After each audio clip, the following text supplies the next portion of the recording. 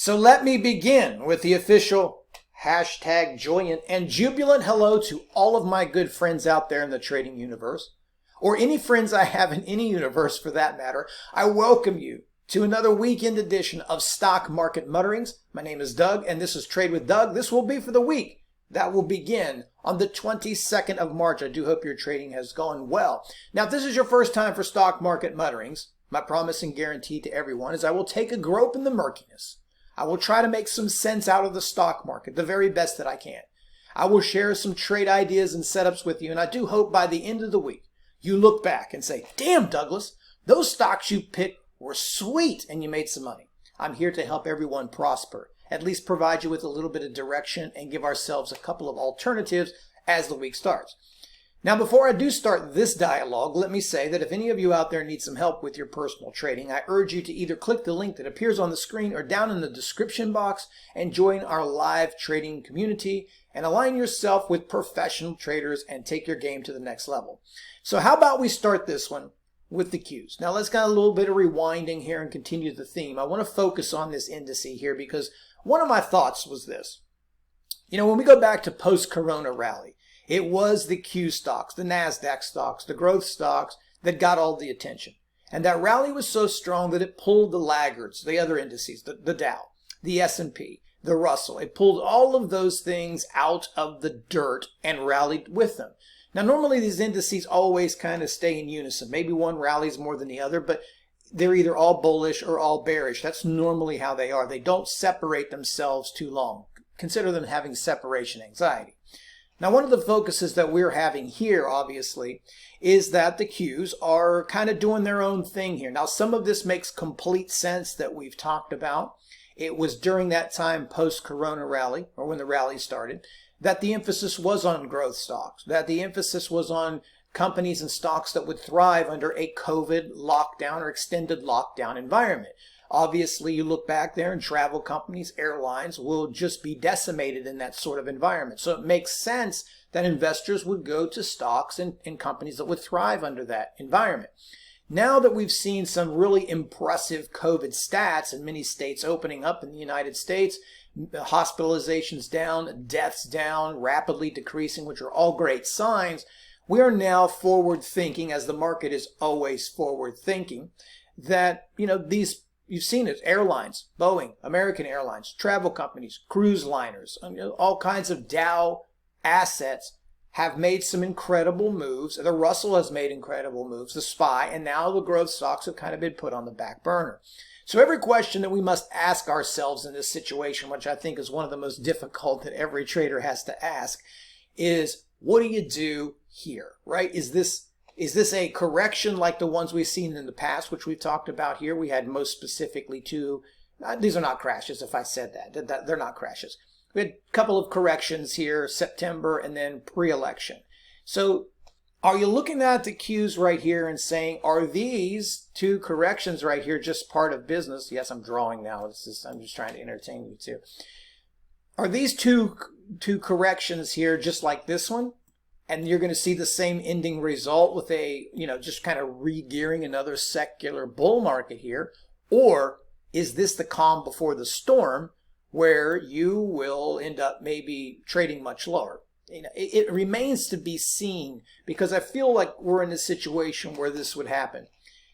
Either the Qs will catch up to the power of the Dow and the S&P and the Russell, and it will just continue its bullish trend. Or it will do what it did post-corona, but in reverse, and these companies will come under pressure and pull the rest of these indices down. Now, we also have to take into consideration as well, let's not be delusional when it comes to trading and investing, that many of these companies could use a hell of a lot more selling off. I mean, we've talked about the Teslas, we talked about the NVIDIA, we've talked about Apples. Look, guys, I'm not saying that anything is wrong with these companies in the longer term. It's not where I'm going with this, but what I'm saying is you can't expect stocks to go up several hundreds of percent to be a normal mainstay in the market. That's not how this works. There's always been a cycle of money. There's always a money cycle. I've done tons of videos here on the YouTube channel about that. So here's what we want to look at. right now, to me, it still feels, it feels like it's still trying to find its way inside of this recent area. So we've got a couple of numbers that we want to focus on here. This is the up-to-date chart. And I always like to use this little box strategy, you know, like the room strategy that we're sitting in here. And to me, what I'm saying by that is, this is where we are right now if you're trading. What has happened here and what has happened over here is irrelevant to us right now. The thing that this NASDAQ, this Q, and this works with any stock, any asset, any index, anything that you're trading, any commodity, is the discovery of price. Where do you find buyers? Where do you find sellers? It seems very simple, but sometimes traders can, you know, make this extremely complicated. You know, if you're looking for this thing to move up, it's simple. You've got to start moving back into these areas and get rid of this resistance that's been pretty significant resistance for the short term. Now, does it matter? You know, if you look at the chart since 1980, no. But we're not trading right there. We're trading in the now. That's why we use technical analysis, because it's the now, right? We're talking about the now, guys, not future, past. We're talking about right now. That's why charts are so beautiful, because all known relevant information about anything is in the chart. So a quick lesson for you guys. We're sitting here trading right at 313.14. What does that mean? That means despite inflation, job growth, GDP, the Fed, wars that are around the world, oil crises, travels, coronavirus, lockdowns. What does the world think of that? What is all of that stuff combined into one number? What is it? It's $313.14. That's what the value is. Doesn't matter what we think it is. And that goes for any stock. That's what the market has dictated. That's what the participants of the market are willing to either pay or not pay right now. That's the fair market value, all things considered. So in order to get another gear into this, we're going to have to start moving up here. I'm going to tell you why I feel here in just a second that that's what's probably going to happen here. But I do want you to pay very close attention, because anything changes in markets at any time. I cannot express how aggressive, right? Especially for you new traders out here. Do not disrespect the market. Anybody that's been trading for any length of time has always been humbled by the market. So remember how humbling this can be at times. You get underneath it here and start trading on here, you could have significant aggression and significant problems. I feel as long as we hold up, we're going to be fine. It's just going through its wash, rinse, repeat cycle. If it doesn't, though, and things change, you've got to be prepared for that and really protect yourself, because you may see a very aggressive move. Because if you're looking, if you're believing like I believe in technical analysis, the theory is things trade from one level to the next. So you established a level right here where this thing traded from this level down to the first level, and it tried to bounce. Then it cycles a little bit lower. You can't find buyers here. So it comes down here, it finds this level. What happens if this one goes? Well, you're going to go all the way down to here, and maybe even here in these areas, before you find another series of buyers. That's the most likely probability here. So kind of keep that in mind as we look at the Qs. So I did want to show you guys something here just real quick. Now, this is probably going to be the first time you guys ever see me get this fancy. I know I'm like the caveman trader, solely relying on charts like I said earlier. But sometimes when I feel the need, like I do now, to try to maybe get, let's say, just a tiny bit more edge, or kind of forecast something so I can develop my biases, I will use some, let's say, different tactics for me. Like I'm thinking out of the box for me. Somebody might already be doing this. But one of the things I have a tendency to do here is obviously look at certain currency pairs. And one thing that I always remembered throughout all these years of trading is that in a flight of liquidity, the US dollar gets strong. So if the market, when the market normally goes down, the US dollar gets strong. And most specifically, when you compare it to the JPY, is that asset normally will weaken if the market feels like it's going to crash. And I'll just kind of follow along here. I'll explain it to you guys in just a second. I'm sure most of you already understand it, but just in case you're behind, don't worry. We're just not going to rush through it here real quick. Let's pull up the USD JPY. Here's what I'm saying. And again, the market can do anything that it wants to do. But if the market itself, and I'm talking to the participants in the market, the sentiment of the market, was thinking that that interest rates were going to be a lasting problem that could lead to a market correction or even a market crash. You might see those clues by a weakening USD/JPY. In fact, you're seeing the opposite. Now, what does this really mean? Again, every time can be different, but it's telling you the market's not buying this right now. They're not thinking that this is going to be a problem. Now, maybe the market is wrong. It's not the market, but the market participants or the herd mentality here, or whoever the powers would be. Maybe they're wrong. It's not like the first time that they wouldn't be wrong, or that something has to always conform.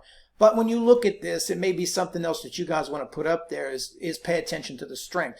This is not weakening, so we're not seeing that yet. And even if you pull up a bigger chart here recently, it's been somewhat bullish itself. So again, the market is not really buying this right now. And maybe they're wrong.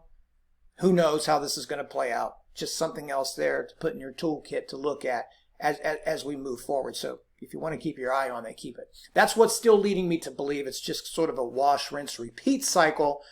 But I don't predict the future. If I did, my situation in life would be far different than it is right now. And I think yours would too.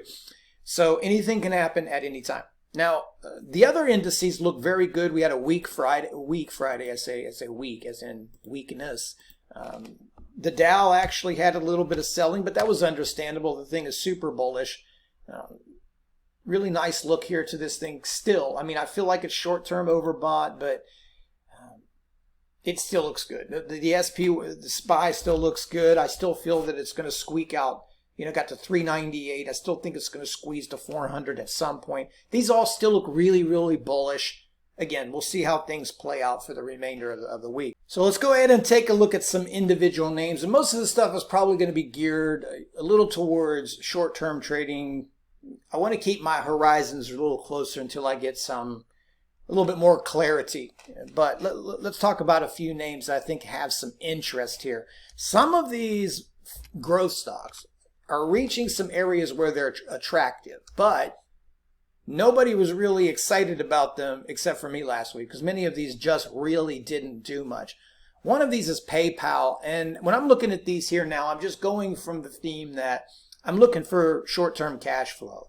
I'm not sure we're in a market right now where we will see a repetitive pattern that we've seen over the last few years because some of these are kind of high, and that is where all of these dips each time in these assets resulted in brand new all-time highs. I'm not saying that this is just going to end up over here, and maybe it does in like years, but not like this year perhaps.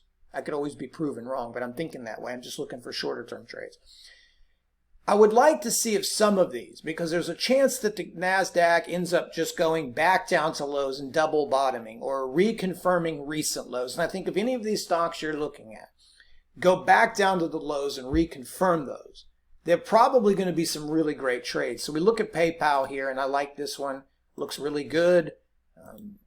You know, this was a really good area of support. I mean, take a look at this. Triple bottom right here.